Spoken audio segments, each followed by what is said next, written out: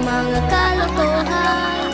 Limutin natin sa isipan, mga pangaral ay palagi natin sundin. Magulang natin ay mahalin, mga pangarap mo ay matutupad kung buti ang lagi mong iisipin.